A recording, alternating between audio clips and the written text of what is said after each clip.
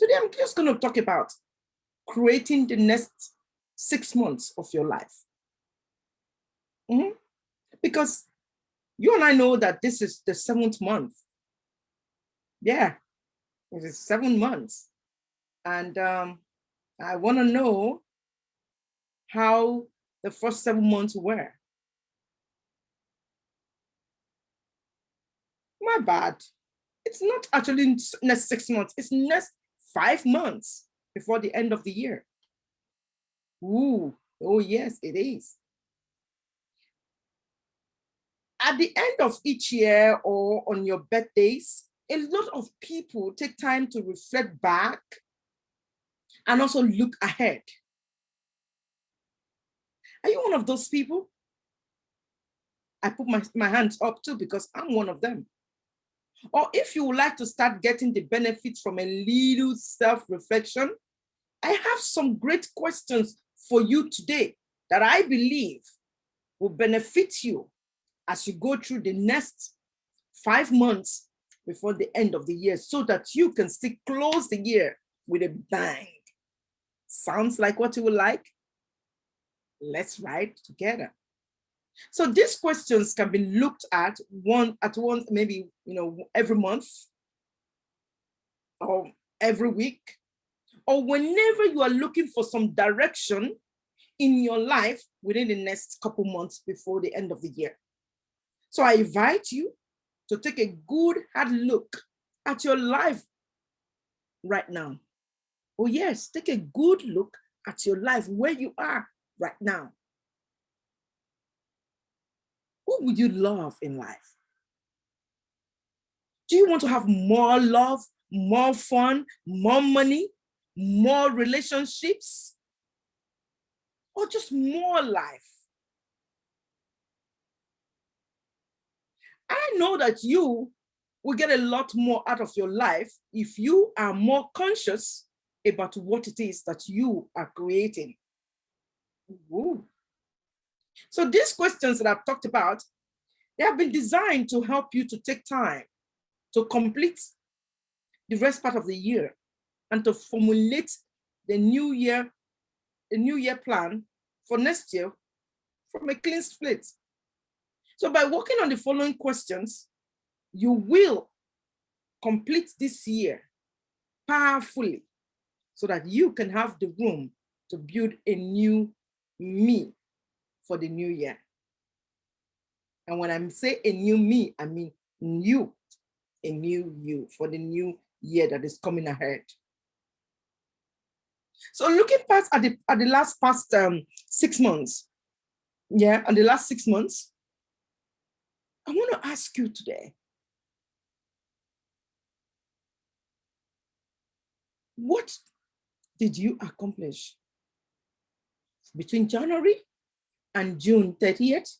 What did you accomplish? That's my first question to you today. I may not be in the room or in your office with you when you are answering these questions, but I will strongly encourage you to take out your notebook and your pen and actually journal what you did accomplish for the last 6 months. Nothing is too small. Nothing is too small. Every win matters.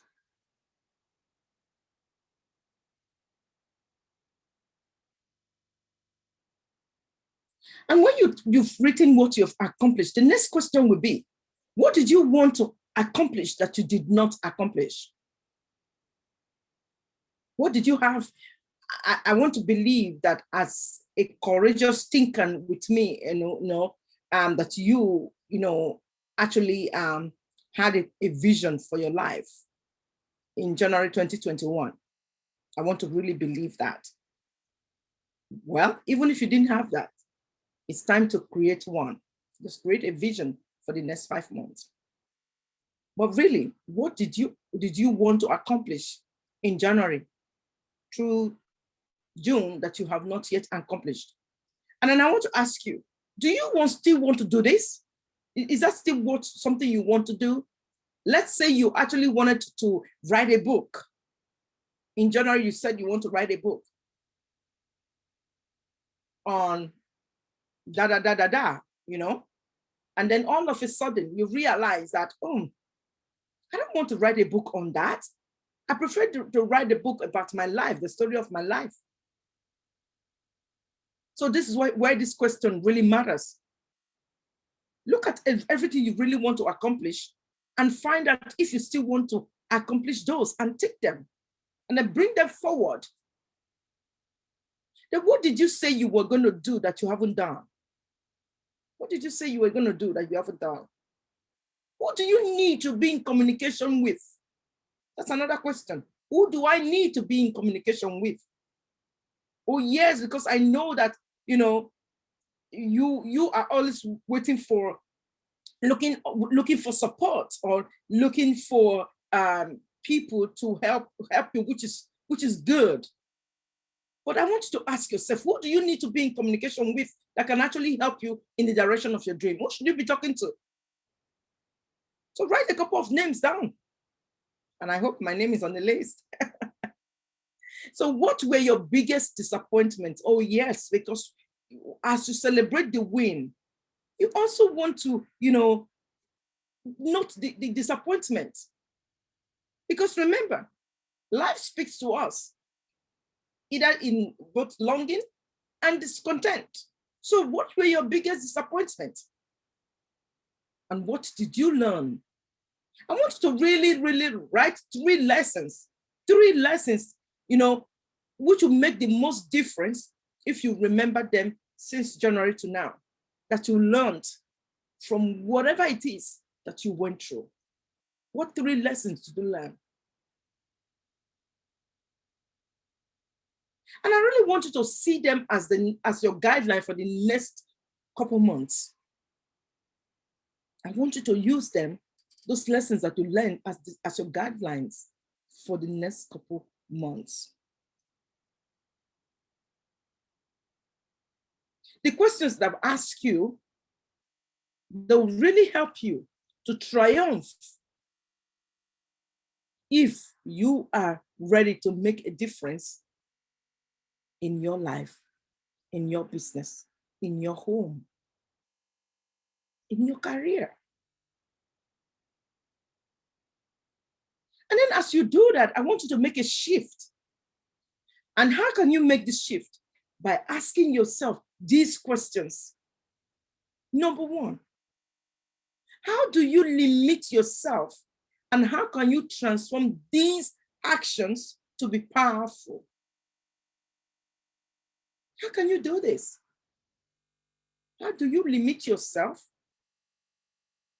And how can you transform these actions that you're going to take so that they become powerful ones? And secondly, what do you say to yourself to explain your failures? What do you say to yourself to explain your failures? When you fail at something, what do you say to yourself? What false beliefs are limiting you? Which are, you know, what are they? Are you always saying to yourself, oh, I'm not good enough? I will never be able to do this. I can never achieve these goals or these visions that I've set for myself. Oh, money is too hard for me to make. I can never make the amount of money that I want. Or you say, I can never be rid of this disease. I can never be rid of these symptoms. I can never do this. I can never find the man of my dreams. I can never be able to be as healthy as I want to be. Is this what you say to yourself?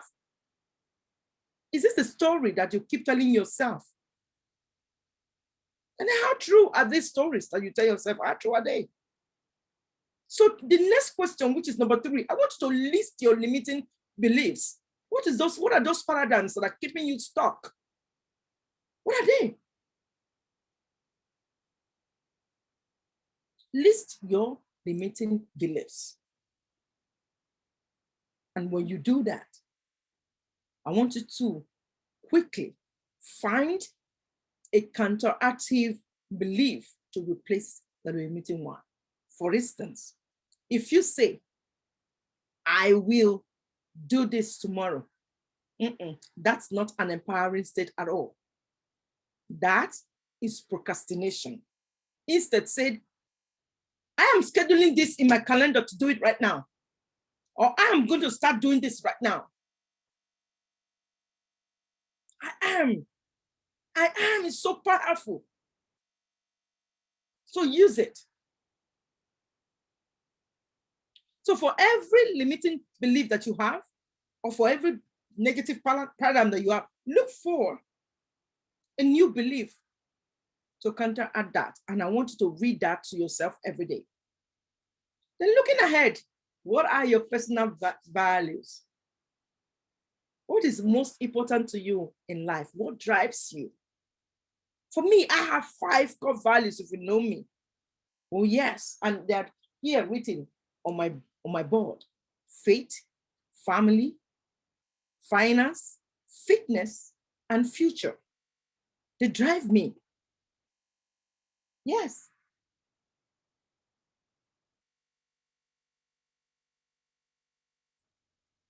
So what roles do all of this play in your life? And I want you to start rating them. What roles does your faith play in your life? Do you believe that there's a higher power that supports you? Do you believe in that higher power, no matter what religion that you belong to?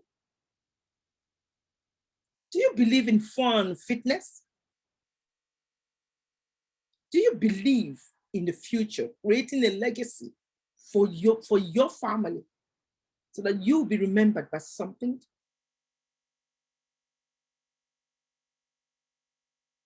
And where is your life out of balance right now? If you could put one problem behind you once and for all, what will it be? If I ask you today, can you put one problem behind you once and for all, what would it be? Oh, I'm just going to end with this story. So last week, myself and my partner in belief, we made an agreement that we're not going to worry about anything for 1 week, that we're going to suspend anything that will make us worry. And when the worry thought comes, we find something quickly to replace it. And so we did. We started from Thursday last week. And I had a little sticky note on my wall. So anytime the worry comes, I'll just say to myself, Bridget, just give your best today. Bridget, just do your best today. Bridget, keep giving your best right now. That was the only thing that I was saying to myself. Anytime I want to worry about anything, no matter how little it is, Bridget, just give your best. And it helped. And I must tell you, 1 week, I didn't have to worry about anything because it's not my job to figure it out. My job is to take the step necessary. What can I do? What can I do? Just do it and leave the rest. And when I met with my partner in belief this Thursday, this past Thursday here, it was so fun. And we're able to achieve a lot of things by not worrying about the things that we cannot control. So on that note, I want to strongly invite you to actually look at the next 5 months of your life.